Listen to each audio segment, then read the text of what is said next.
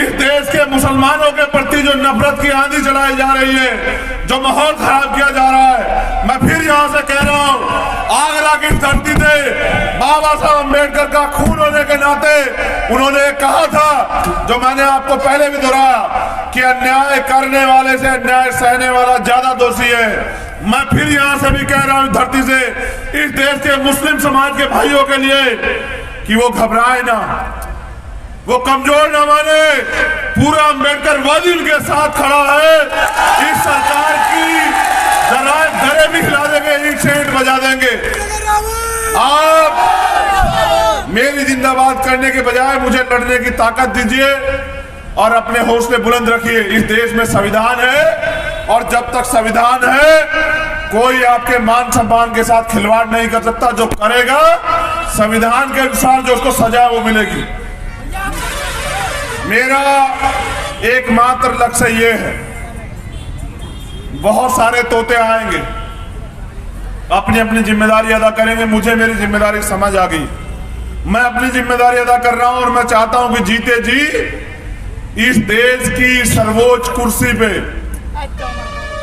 जो दिल्ली में रखी हुई है, जो सपना था बाबा साहब अम्बेडकर और मान्यवर साहब काशीराम साहब का, वो जो अधूरा है, मैं एक बार अपने जीवन में जीते जी इस दिल्ली की गद्दी पे बाबा साहब अम्बेडकर के अनुयायियों को देखना चाहता हूं। मैं यही बताने के लिए आपको यहां आया।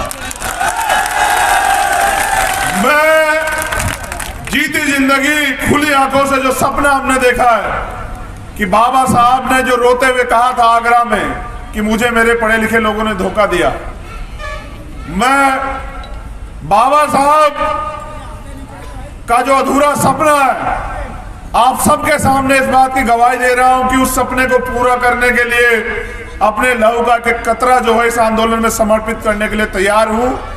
और मुझे कोई फर्क नहीं पड़ता, मैं फिर कह रहा हूं, मुझे कोई फर्क नहीं पड़ता कि लड़ाई कितनी लंबी हो और कितनी कठिन हो, कोई फर्क नहीं पड़ता, क्योंकि हमारा एकमात्र सपना यही है कि बहुत दिन हो गए इन शोषितों को आंसू बहाते, इन शोषितों को रोते चिल्लाते, लेकिन इनके आंसू किसी ने नहीं पूछे।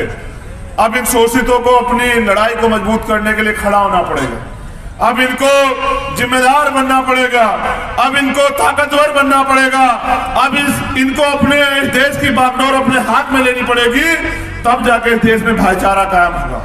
तो बहुत बहुत धन्यवाद दोबारा से सम्मानित साथियों का, भीम आर्मी आजाद समाज पार्टी के पदाधिकारियों साथियों का, यहाँ की सभा के जो आज के अध्यक्ष हैं उनका, यहाँ उपस्थित हमारी तमाम बहनों का, माताओं का, बच्चियों का, नौजवान साथियों का धन्यवाद करता हूँ।